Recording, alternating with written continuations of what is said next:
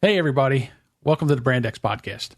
Normally, we're here to yuck it up, make jokes, but due to the events in Orlando, we're just not feeling funny today. What we are is passionate, and what we are is fired up. And we have a lot of beliefs about how this could be handled, how this should be handled in the future, and, you know, what our leadership is doing. And we're going to talk about that. So if you don't want to hear that, then come on back next week because we'll be yucking it up next week. But if you want to know what we feel and our emotions and our passions and our thoughts and our beliefs, then come on in. The Brand X podcast is sponsored by Audio Editing Solutions. Editing your podcast, just not your thing? Go to audioeditingsolutions.com and see how affordable professional audio editing can be.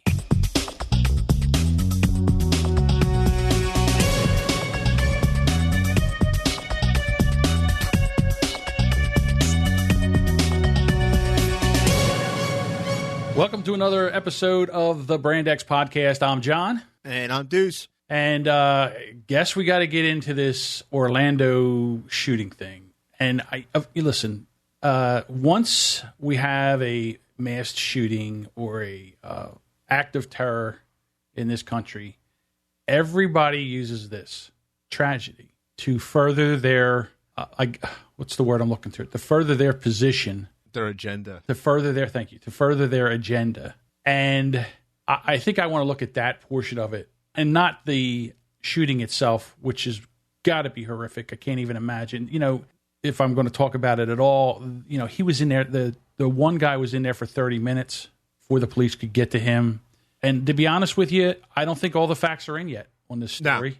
No. I hear that there were other people. There was more than one person. And that's the problem with these things. Like you said, people are so quick to rush in there because, unfortunately, we live in a 24/7 news cycle, and everyone is just more interested in scooping the other guy.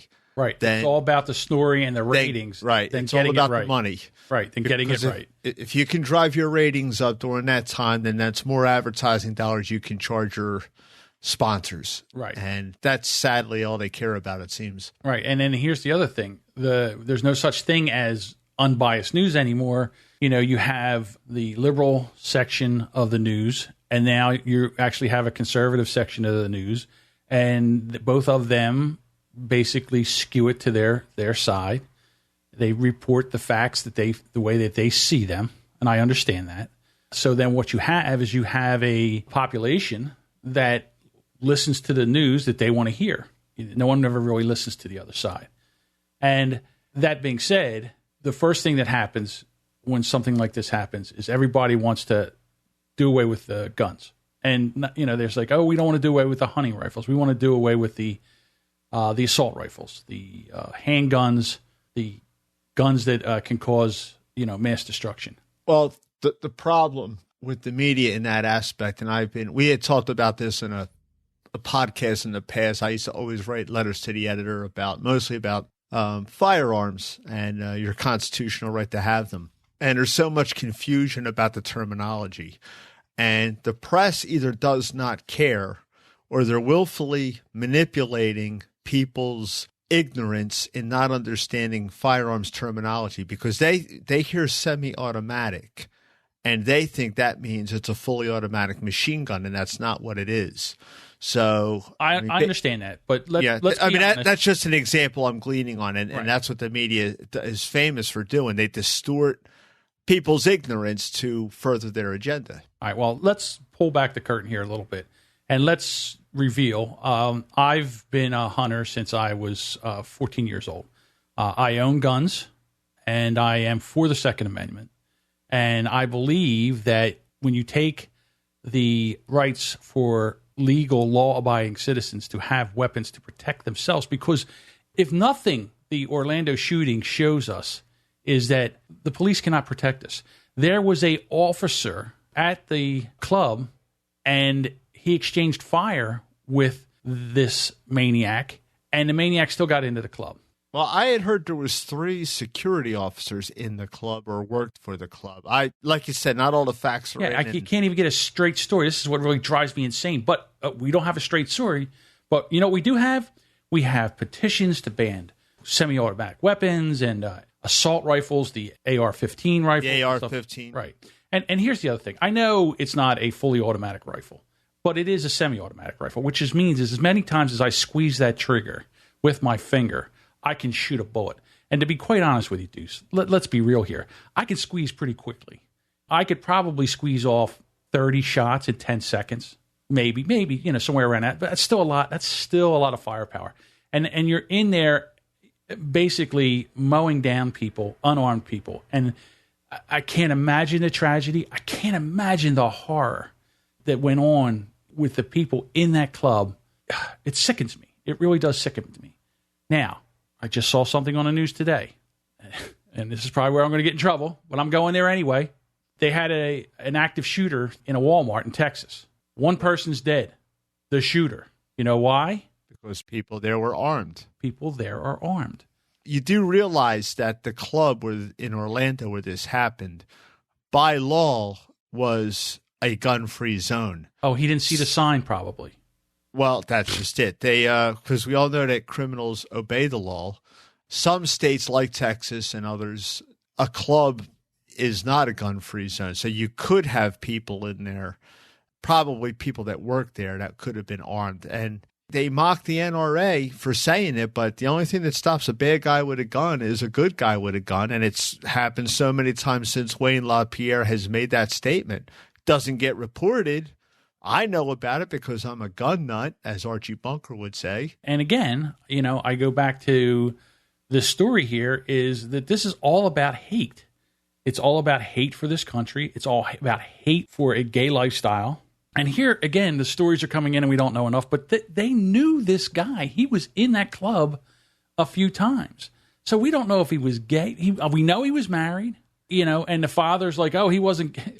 No, he wasn't gay. No, he was not gay. He was probably in there casing the joint. Well, that's it. He was doing a rundown. And like you said, there are reports that he probably did have help, much like the San Bernardino shooter.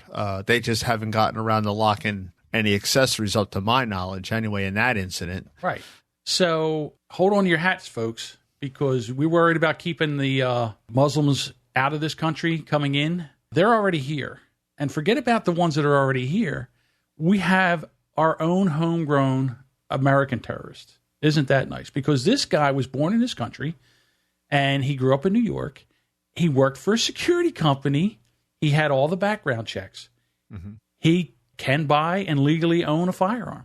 So now the people that are against guns are like, aha! See? We told you. But then the bad thing that happened to the people that were saying aha is it came out that it's basically a liberal nightmare because the guy was a Muslim that was registered Democrat. Let's forget about that. It's a nightmare on both sides. Right. Now, I mean, as far as the PR, because they rush that narrative out. Before they get this happens to them time and time again. A story breaks and they rush a narrative out. Right. And then it comes out after the fact, like they are waiting like with bated breath for it to be a Christian Caucasian person doing this. Right. And it never ever seems to work out for them that way. All these things are tragedies, but this gets back to what you said. They rush out they try to set the tone, to drive the narrative, to get their point across, to try to get what they want legislatively. And what they want legislatively is for us to not have any firearms. I go back to Philadelphia, any major city, Philadelphia, Chicago, and the amount of Philadelphia, New Jersey, Chicago have the strictest gun laws. Detroit, Washington, D.C. They have the strictest gun laws.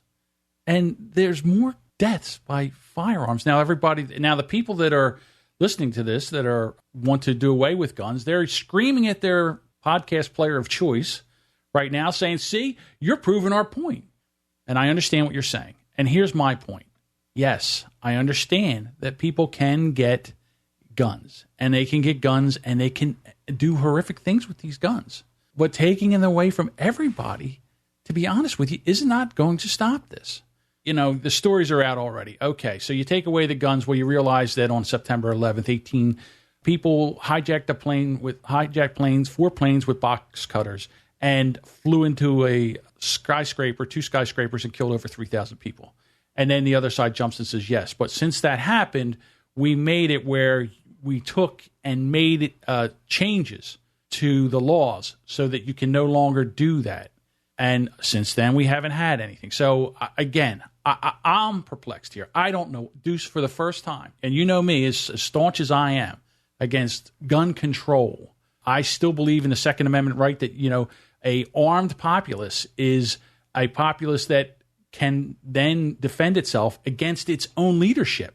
Because what happens if somebody gets in here and the leadership decides, it's almost here now. The stuff that goes on here is just, it's ludicrous, Well, that was the whole purpose for the Second Amendment. Right. Contrary to what anti-constitutionalists would tell you, they think it's all about duck hunting and deer. Right. And it's not. It's not. It absolutely was about, first, protection against tyranny from your government. And it's all just because they didn't write it that way in the Constitution. All the writings of the Founding Fathers of the time is littered with that reference, because the Revolutionary War started over the British regulars seizing the colonists' weapons. That's what started the war. There was a lot building up to that with taxation and everything, but that was the powder keg that started it. That's the Second Amendment. It's the primary amendment that guarantees all our freedoms, in my opinion. All right. So I got to say that even though we're sitting here fighting over this gun law right now, whether we should have guns, what we shouldn't have guns, or there's a bigger, deeper problem here that really no one is addressing. And the question is why? Why do they hate us? Why do we hate them? Well, we hate them because they're trying to kill us. And we don't understand, if they would just stop doing what they're doing, we would stop trying to kill them. They'll never stop. Well, I understand what you're saying. That's what we believe that, okay? And I saw something on Facebook, and it was from a CIA undercover agent that's retired. And I'd like to play that for you now. It's about 3 minutes long. And just give this a listen, because I got to tell you, after I listen to this, and I know right now, I can tell right now after you get, I shouldn't say that. Let's see what happens after you hear this. If I learned one lesson from my time with the CIA, it is this. Everybody believes they're the good guy. I was an officer with the CIA clandestine service and worked undercover on counterterrorism and intelligence all around the world for almost 10 years. The conversation that's going on in the United States right now about ISIS and about the United States overseas is more oversimplified than ever. Ask most Americans whether ISIS poses an existential threat to this country, and they'll say yes. That's where the conversation stops. If you're walking down the street in Iraq or Syria and ask anybody why America dropped bombs, you get, they were waging war on Islam. And you walk in America and you ask, why were we attacked on 9/11? And you get, they hate us because we're free. Those are stories manufactured by a really small number of people on both sides who amass a great deal of power and wealth by convincing the rest of us to keep killing each other. I think the question we need to be asking as Americans examining our foreign policy is whether or not we're pouring kerosene on a candle. The only real way to disarm your enemy is to listen to them. If you hear them out, if you're brave enough to really listen to their story, you can see that more often than not, you might have made some of the same choices if you'd lived their life instead of yours. An al-Qaeda fighter made a point once during a debriefing. He said all these movies that America makes, like Independence Day and Hunger Games and Star Wars, they're all about a small, scrappy band of rebels who will do anything in their power with the limited resources available to them to expel an outside, technologically advanced invader. And what you don't realize, he said, is that to us, to the rest of the world, you are the Empire, and we are Luke and Han. You are the aliens, and we are Will Smith. But the truth is, when you talk to the people who are really fighting on the ground, on both sides, and ask them why they're there, they answer with hopes for their children, specific policies that they think are cruel or unfair. And while it may be easier to dismiss your enemy as evil, hearing them out on policy concerns is actually an amazing thing, because as long as your enemy is a subhuman psychopath that's going to attack you no matter what you do, this never ends. But if your enemy is a policy, however complicated, that we can work with. All right, so that is the audio that I received. And I listened to that probably 4 or 5 times. And you know me, I love to put myself in the other person's shoes. So I thought about that, and I went, you know what? I can see that. I can see that they feel like the United States has come over and is, stealing their resources and doing all these things, keeping them down as a people, and that they are the scrappy. All right. So give me an example where we've stolen their resources and we're keeping them down, because we give them billions of dollars a year in humanitarian aid every year. We give 140 countries money every year. We give countries money. I don't know if we're giving the people money. Have you seen what it's like to live over in those places? All right. Now, this is similar to what we have here in Atlantic City, in the sense that everyone blames the casinos for Atlantic City being a mess. Atlantic City paid their taxes. They gave it to the state and the city of Atlantic City. That's where their responsibility ends. Right. It's the governing bodies have to make that money come down to the people. But you have to understand that we are not in a war with Syria. We are not in a war with anymore with Iraq, or we're not in war with Iran. We're in a war right now with a group of people, an ideology that's been going on for about 1,500 years. Yeah, they've been having jihad against the world since Muhammad. I mean, this has been going on since about 500 AD. Well, it's never stopped.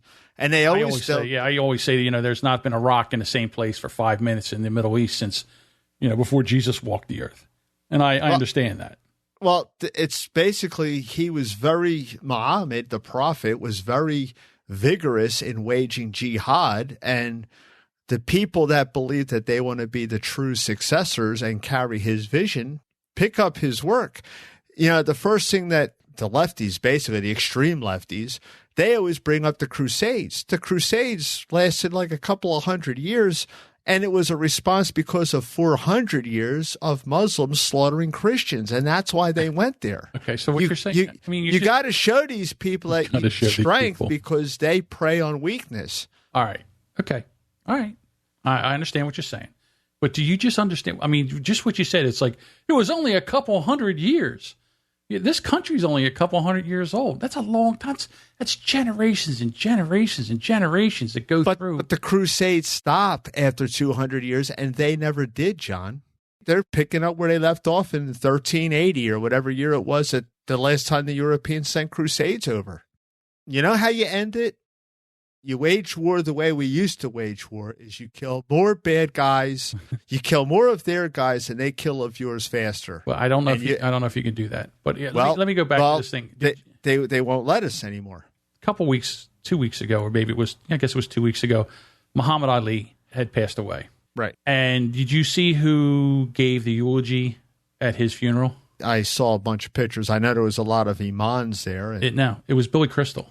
Billy Crystal did the eulogy, or maybe a eulogy, at Muhammad Ali's funeral.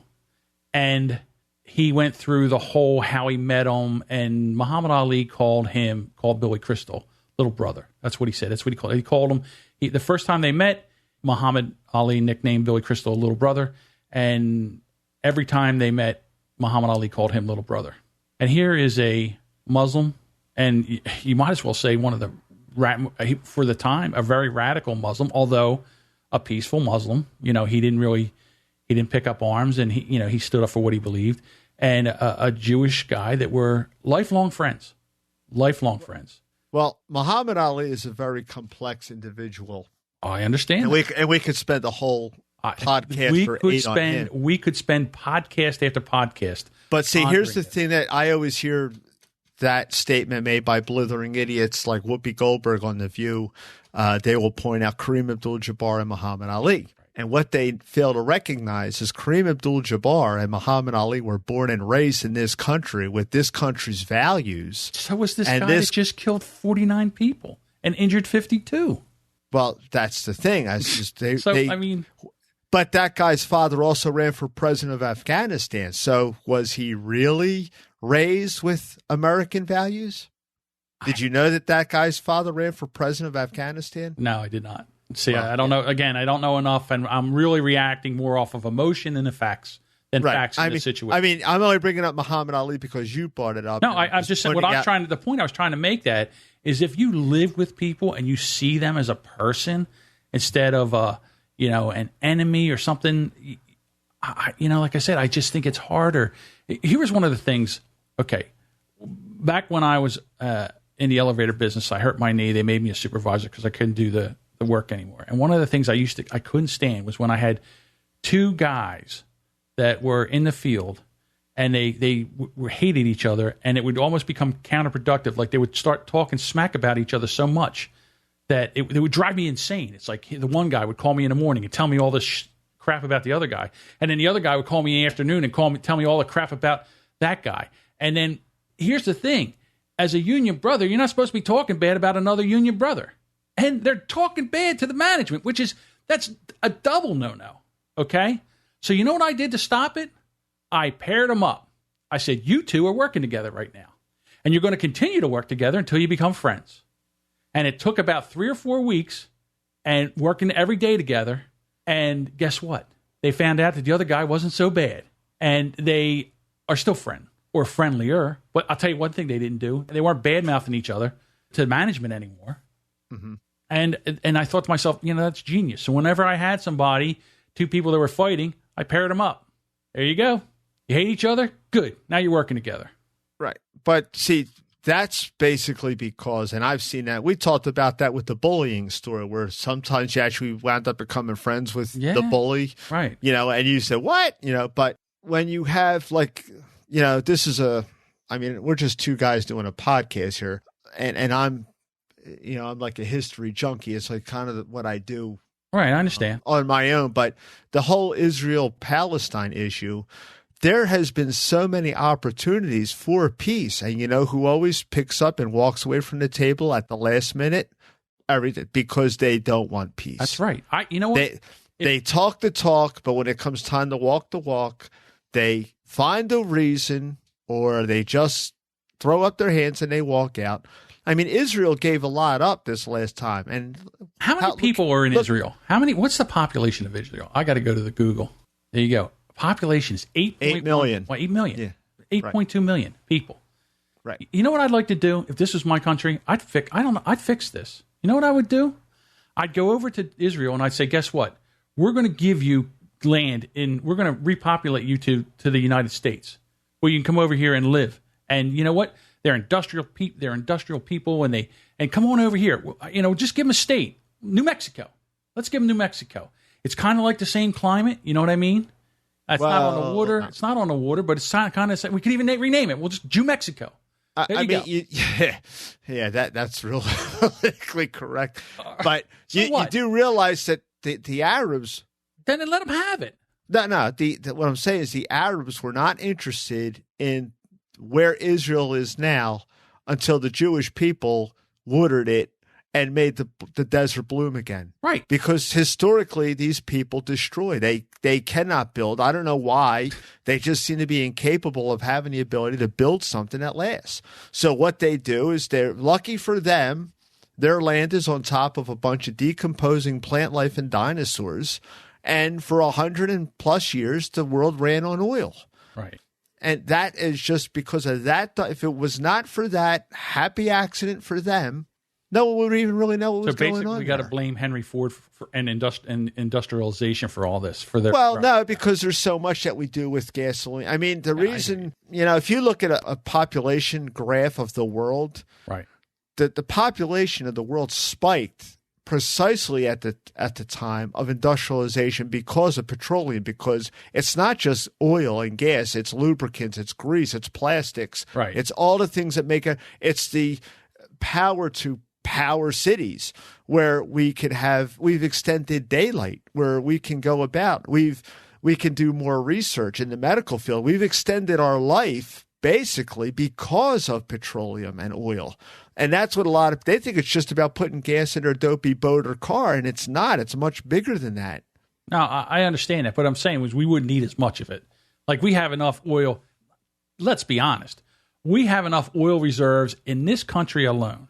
Right. We have more than they do. Right. We've got more We don't want to use ours. We don't want to use ours. It's just that our government is beholden to the Sierra Club and those lunatics, and they won't let us drill for I got to be honest with you. I think it's the other way around. I think what happens is we want to use theirs up, and then when we get to use theirs up, then we really have all the power. I'm telling you, it just seems so maniacal. And I'm talking on both sides, how much hate there is. And until we squash this hate, you can ban all the weapons you want, and it's not going to stop. They're going to figure out a way to kill more people. That's what they want to do. Whether they use guns my or biggest issue, like you touched on it a little bit, and we kind of got off topic, is that in France they had their nightclub shooting, right? And immediately they went out, and what did they do? Well, these are terrorists, and they went up and they arrested terrorists. Russia had a problem. And what did they do? They immediately said, it's people, it's terrorists, and they went out and they rounded up the terrorists. And what do we have in this country every single time? It's the gun. Right. It's not the individual. I mean, forget it could have been any, and everyone gets tired of the example, but it might be trite, but it's very true. That guy could have walked in there with anything. He could have walked in with 10 of his buddies with baseball bats, and that would have been any less deadly. Well, I don't think he would have knives, I don't swords. Think he would have killed. Again, I'm not going to say that. It's the speed and the efficiency. And let's be honest, nothing will strike more terror in anybody than somebody opening fire in a crowded environment like that. Well, I mean, I've been following this, and with social media, at one point, at some point throughout the night, somebody has a video camera going in every establishment. And this club was no different. And there is a video out there. That girl? Of the girl. That was and horrible. You can hear the gunshots. And you can hear them. And, I mean, they're ripping. And it looks like the phone's falling out of her hand the way, I don't know, God only knows what happened. But it's very hard video to watch. Right. And again, like I said, my heart goes out to the people that were in that club. I think it was horrible. I think they were singled out because they were gay. And absolutely. And I don't want this to happen anymore either. I don't. But I just don't think. I guess I'm afraid. I'm afraid that if they take and unarm the population, and I think that's really what the countries want to do is unarm the population, because then they have all the guns, and what are we going to do? Start throwing rocks? Well, that's the reason why we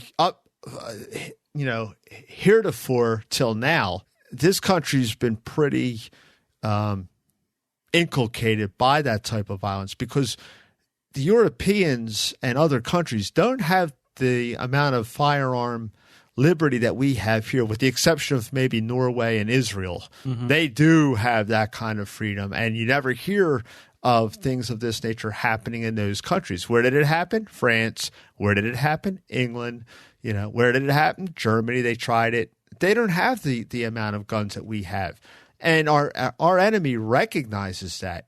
So a lot of people like to dwell on conspiracy theories. Could it be that that's the real conspiracy, is that our friends at ISIS know our media, just like the Viet Cong knew our media during the Vietnam War? They were ready to come to the peace table, but then they saw what was happening in the media here. Says, you know what? We wait these people out, we'll get everything we wanted. Right. Could it be that's history repeating itself? I don't know. Again, you really don't know. But you talked about Obama versus other leaders, and you're absolutely right. And I got a little clip here I'd like to play. It's how Obama handles the situation and how Ronald Reagan handled kind of the same situation.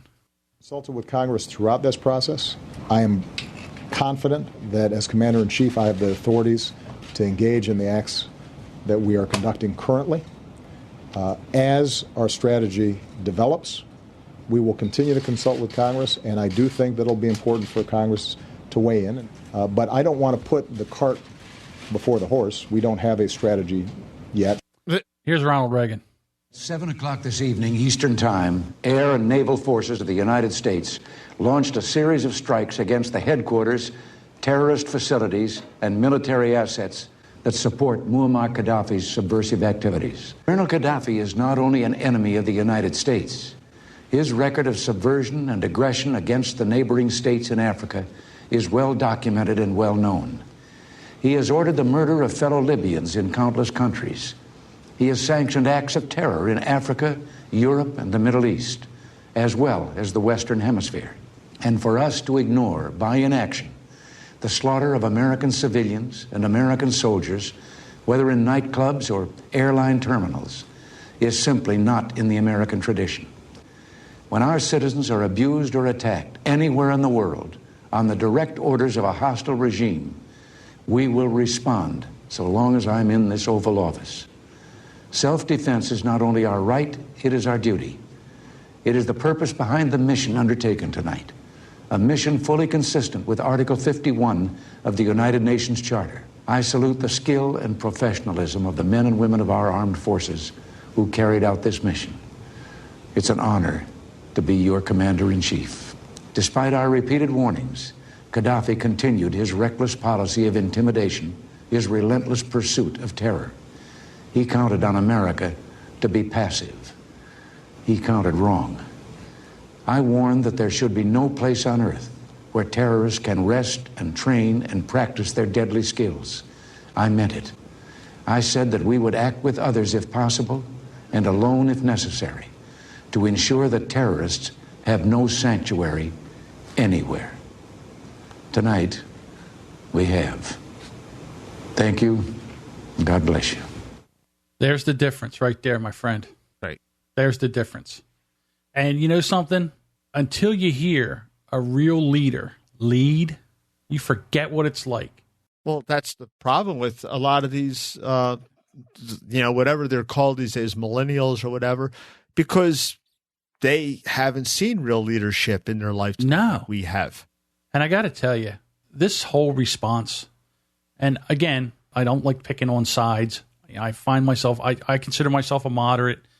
I say that all the time. Du says I'm a liberal, or I'm a liberal in waiting. A moderate is a liberal in waiting. There you go. And I got to tell you, the way that the White House has responded to this sickens me. I mean, if I was a president, the first thing I would have is our intelligence. I would say, I want to know where they are. And if anything like this happens, I want to know where to hit them, in 5 minutes notice.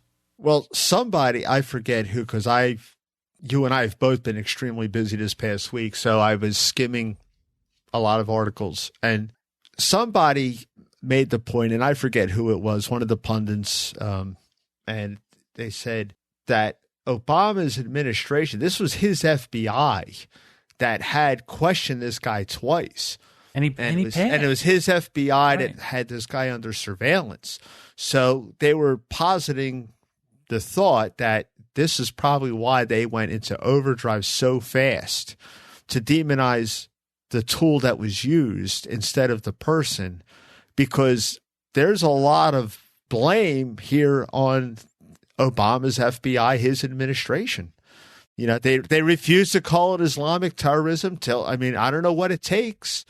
I'm not going to throw the FBI under the bus. I'm not, because the FBI is the FBI, whether it was Reagan's FBI or Bush's FBI. But they take the orders that the president of the United States sets the tone. I sincerely believe that the FBI would have loved to have gotten a hold of this guy.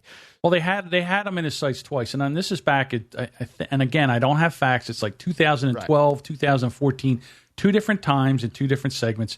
Oh, he was friends with somebody who went to Syria and drove a truck bomb into a Syrian something and blew himself up. So he was on the FBI's radar, but he was a security guard. He had passed, people that are in the security business. Okay. Right. All right. And those people I know worked for that company. Right. And that the amount of background checks and psychological checks and everything that they have to go through is extensive to even become that. They try to weed out all the nut jobs. Mm-hmm. And to be honest with you, I know that if I talk to somebody for half an hour, I can tell you whether he should have a gun or not. Right. But that's what I'm saying. The point, you have the Fort Hood shooter. Right. That guy was an Army officer, and everyone said he was a little off. Right. But why was he allowed to continue going forward? Why? Because of political correctness. Political correctness is killing people in this country. And I have to believe, as I said, the FBI probably knew this guy was crazy. Probably knew they had a lot of evidence to really maybe arrest him. Somewhere, just like the order came to those people in Benghazi to stand down and that left 4 people dead, somebody probably got to the FBI and said, you know what, you're not this guy, stand down. And you have to ask yourself why. And I believe it's because of political correctness. If the guy was, Skeeter Jones, I'll bet you he'd be in prison. Well, normally this is a comedy podcast, and normally we're making jokes. But I got no jokes for this. I really don't. No, this is a tragedy. It's a horrible tragedy. It's a tragedy. And, and again, we're just two chuckleheads over here talking about this. I'm sorry, I didn't mean to lump you in. I'm a chucklehead over here talking about this. I say I'm a dopey podcaster. Right. So, yeah, we're two dopey. What do I know? Right. What do I? And we are here kind of just, in a way, healing or even just thinking about what to do next, because it seems like they're getting sooner and sooner, and there's no way of, there was a cop there. There was an armed cop there, and he still got in, and he still did this damage. And right, but then, you can't fault the cop. The cop. No, I'm not faulting the cop. I'm just saying. The point I'm trying to make is there was a police officer there with a handgun. This guy walked in with a rifle and a handgun. Yeah, how do you? Yeah. How do you're not going to win. Wars aren't won with handguns. No. And this guy came in, he had to drop on whoever was in there. And did you see the equipment that the SWAT team showed up to stop this guy? Yeah. And it took him a half hour. He had to break through a wall. They couldn't even they went in there with Kevlar helmets. The one officer was shot in the head, and that Kevlar helmet saved his life. Right. So is that what we got to do now? Is that our next business, Deuce? Is that what we got to do? We got to make Kevlar bulletproof wear to go out into clubs, and a Kevlar helmet to go out in the clubs. So in case some Yahoo starts shooting. This guy knew his target. It's what's referred to as a soft target. Sure it is. Just like, it's in a gun-free zone by law. Nobody's going to be there armed. It's 2:00 in the morning. So by 2:00 in the morning, everyone's feeling pretty loosed up. No one's really going to be thinking clearly. This guy just a cowardly act. Right, he's a coward, and I'll bet when the facts come in over time, they'll probably wind up with surveillance videos of this guy like a week prior to this event, like he was on the street watching. Well, he was thrown out. The manager knew him. The manager of the club knew him because several times he was in there, and several times they had issues with him. What issues, I don't know. Listen, I've been to a club. Well, he was back in the day. We go to a club, and I'd be in there, and the next thing you know, I'd been there for weeks and weeks on a time. I never knew that with the manager, and the manager didn't know me. For the manager to know you after a couple of weeks or so in the club, that's a tremendous red flag, right? Because if the manager knew him, that every bouncer in that place knew that guy too, right? And then here we go. All right, so we have this issue. And then there's another issue that really they've kind of swept it under the rug because of the issue in Orlando. But people in California on Sunday, and in Philadelphia, it was the same way. It was the Gay Pride, I guess it was Gay Pride Day. They had a parade in Philadelphia for Gay Pride. And they marched and they... and that's been going on since like 1969. Right. Well, in a lot of parts of the country. Right. Never was a problem. No. So now in California, I can't forget, I don't know what town it was in, a neighbor said, something's going on here. You got to check this guy out. Well, the police walked by and they saw weapons, a weapon in the car.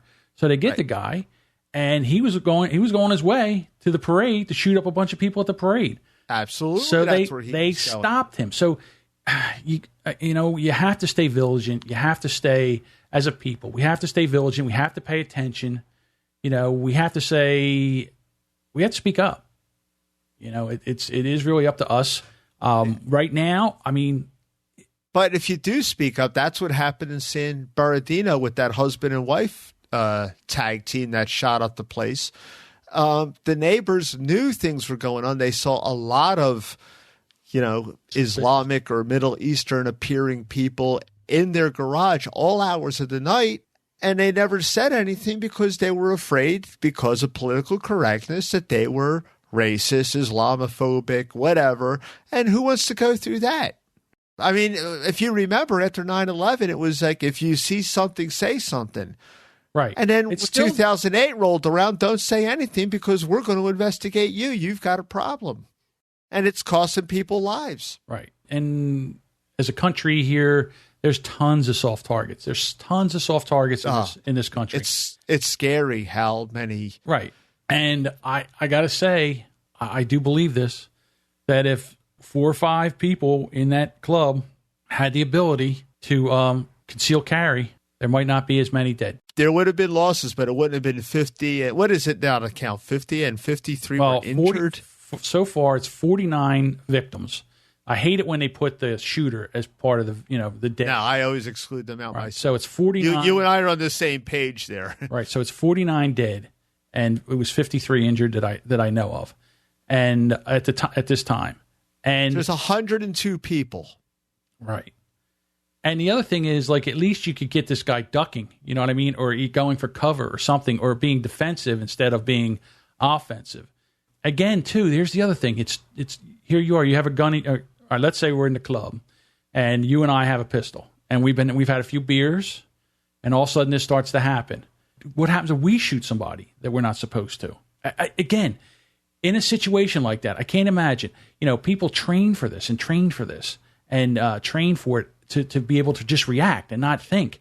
And now you have people that have been drinking and they have guns. So I don't know. I mean, yeah, I think that's exactly why he went in at 2:00, because it's close to closing. Everyone's pretty lubed up, and no one's really expecting anything at that time. Right. I mean, at 7:00, 8:00, this guy cased the joint. He knew his target, and he probably knew that there was security officers in there that were armed. But he knew that if he did it around 7, 8:00, people would have been more alert, more cognizant of their surroundings, and he didn't want to take that chance of getting hurt because these guys are basically cowards. No, I know. And again, this is supposed to be like a dopey comedy podcast, and I'm sure most of you have already stopped listening. Okay, you're already magic of editing. Yeah, well, no, I'm just saying you're already on to other podcasts, and that's okay. And if you're still hanging in here, we appreciate it and thank you. But I can't go and do I can't come in here and be funny today because you know what? I don't feel funny. I even tried putting bologna in my shoes so I would feel funny. That's an old Steve Martin joke. Yeah. But I just don't feel funny today, guys. And I thought maybe we could have a conversation here. I mean, not one sound effect has been played. Yeah, and the thing is, we were recording our other podcast and we were shooting up everything. Which was probably, I think that was I forget when it was, Tuesday or something we did that. Harambe, yeah. Yeah, Harambe and all that other stuff we would do. And we do it as fun. And the Philippine president. And all that. We do that as kind of a funny thing. And some people get offended by it because, in situations like this, it doesn't seem like it's too funny. Well, that's the problem when you do something like this in any entertainment industry, because you're having fun, and through no fault of your own, you become topical. Right. Did we? I mean, obviously, if we were doing all that stuff today after Orlando, right, then we're a couple of jerk offs. Right. I mean, plain words. But and I'm not saying we won't go back to that next week. Who knows if the story warrants it? We're not going to make fun of this. And again, like I said, I'm perplexed. I don't know what to do as far as, there's an election coming up, and there's not one person that I would vote for. Not one. It's horrific. You got Trump on the left, right? Which is it, Deuce? I keep forgetting. What is he? Well, Donald Trump is not the best example. Some of his positions are pretty left of center, and some of them are pretty right of center. Right. So he's a moderate. No, he's not. He's a egotistical narcissist is what he is. And Donald Trump is all about Donald Trump. Right. So now we have that going on. And then we have the think ankle dog face Hillary Clinton. The criminal. The criminal. Right. And how do I can't vote for how she's not indicted yet. Again, the FBI, Obama's FBI. Maybe that's it. But here's the thing. That woman will never get my vote. So what do? Hold my nose and go pull the lever for Trump? Well, I'm begging for anybody to come in and run. Today I wanted Mitt Romney to come in and run, and everybody's like, "Oh, he had his chance," and I'm like, "He's better than what you guys are putting out now." Jesus. Well, that's a whole nother. We'll really. I know. Go through it. Yeah, I know. Well, that's that. Well, it's just because it's. We touched on it in the past, and the whole election process, by and large, a lot of the people in this country don't understand, and when you try to explain it, it's not easily explainable, and you lose people. Well, again, and here's the other thing: we have an election coming up, and everybody looks at the president, and they think the president's going to do the president is the answer, but he's not. The problem we have right now is Congress. Congress, there's no term limits. There's been people in the same job for 20, 30 years. Okay? Mm-hmm. And these people have backdoor deals, and they know how the game is played, and they are masters. Well, the vast bulk of the people that... And both sides. There's not one side that's better than the other. Now, what I was going to go here is touches on my previous statement is people get lost in the weeds.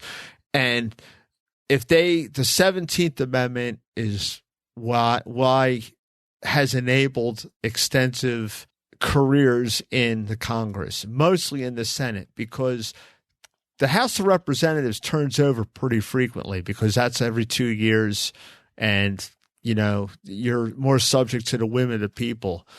Prior to the 17th Amendment, the states elected their senators. And in 1913, I think it was, or 1919, they made the senators directly elected by the people. And the reason that changed the whole landscape, and you got people with lifelong careers, is take a state like Pennsylvania, for example. You and I are very familiar with it. All right. With the exception of Philadelphia and Pittsburgh, which are dark blue, the vast bulk of Pennsylvania is a red state. Right. But where's the population at? Both ends of it. Yeah, right. Right. And that drags Pennsylvania into that blue column every single time. And that's just using one state as an example. There's several states that happens. Well, what I'm saying is in years past, the legislator was appointed from all parts of the state, and they elected their Senate. And that's why I think they should repeal the 17th Amendment. Which is what? You just do away with it the way this country was founded from 1787 I got to tell you, I'm sorry, I'm ignorant to the 17th Amendment. I don't even know what is the 17th Amendment. What's it? The 17th Amendment is where you and I got to vote for our senators instead of our delegates in our state. So you want to go back? You want to go back to the popular vote instead of delegate votes? Well, it's a combination of both. It was a fail because the way the Constitution was envisioned, the lower house, which is the House of Representatives, they were there to represent the people, you being everybody. Right. The Senate is to represent the interests of the state. So your state legislators were the ones that voted for the senators. You and I had no say in who we voted for the senators. But those fun-loving, happy-go-lucky progressives, hey, we've got them now. They rammed through the 17th Amendment, and now you and I get to vote for the senators. Now, it all sounds hunky-dory as well. It's the will of the people. Is it the will of the people? Because, as I alluded to, Pennsylvania, you've got two heavily populated cities on either end of the state dragging the will of somebody in Altoona or Tioga County or Lycoming County, and they don't want big city ways up where they live. They have no need for that, but that's who they're going to get. All right, so what you're saying is that your delegate, since the state is heavily Democratic, let the state legislators vote for the senators the way it was from 1787 till 1912 or 1917, whatever year it was. Right. Well, again, it worked fine up until that point. And because they put the 17th Amendment in, that's why you get people like Ted Kennedy and Mitch McConnell and Harry Reid who have careers in the Senate that last for decades. But we have to vote for them. They can be voted out by the people. Right. And look what they run on. No matter who they are, Republican, Democrat, Independent, good, bad, and different. If you are going to run on a platform where you're going to rob Peter to pay Paul, you can always count on Paul's support. And that's what they do. Right. I got you. And then here's the other thing. They know that they're going to get in, get theirs, and get out, and they don't care. Right. They pass laws that they're exempt from, like Obamacare and others. Right. They get health care plans. They should have to be pension plans that you and I we would allow never. that. We allow that, and we've been allowing that for years. And it's time for this country to take this country back. And it's not the way it is. It's through local elections and state elections, and then we change the Congress, we change the local House, we change the Congress, and then we get our country back.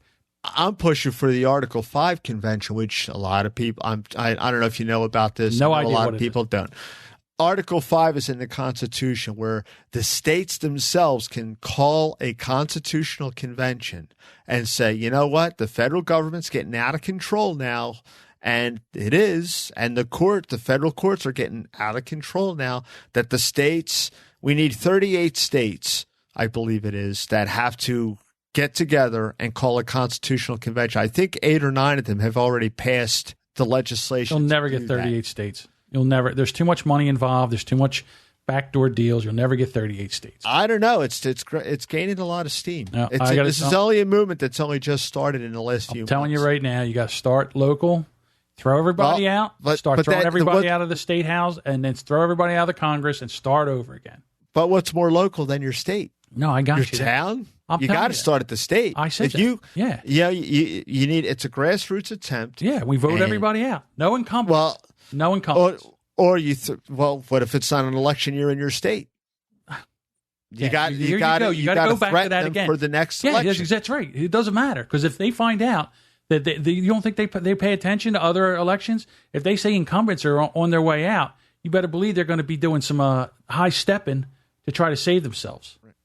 They're going to change their tune. I think that's our last recourse, is we need under Article 5 in the Constitution, we need a convention of the states. Never happened. That's what the founding fathers put in there for just this situation. Won't happen. Like George Carlin was saying, your Congress is bought and paid for. And all that this country wants is good workers. But it's not up to the Congress. It's up to the states, John. I That's know the that. point. I know that. But what I'm saying is, you can do that, but we don't even need that. We don't even need Article 5. We can just get together as a people through social media now and have a grassroots effort to take over and take it back without even a shot being fired. And everybody's like, well, yeah, okay, that's a good idea. Hold on. I got to get on Pinterest. I want to find out what I'm cooking for dinner tonight. So I just Googled it real fast. This has only just started. And this is the most recent one I can. In February, Tennessee became the 5th state to pass a resolution calling for that. Now, I've seen an article elsewhere. I know 3, I believe, I'm not certain, 3 more states have done that. So, I mean, it's just like passing an amendment to the Constitution. You need 2/3. Right. 2/3 is 38 states. Right. Listen, like I said, I'd piss on a spark plug if it would work. But I'm tired of watching this all go down, and I'm tired of both sides, bolstering themselves over something that's a tragedy to advance their agenda. I'm sick of it. All right, and there's no jokes today. And sorry, next week we'll be back with jokes. I promise.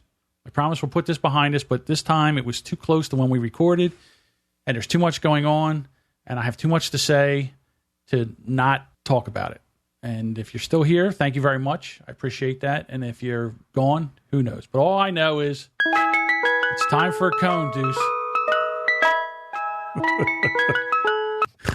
All right. What do you say we get out of here, boss? Oakley dokley.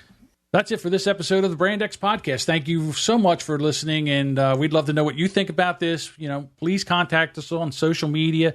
Let us know your thoughts. We are on Facebook at facebook.com/Brand X Podcast. We're on the Twitter at Brand_X_podcast. And if you are listening from your phone, just go to the show notes right there and click the little description there, and the links for everything are right there for you. Easy peasy. Come on back next week for some jokes and another episode of the Brand X Podcast. Take care. Thanks, everyone.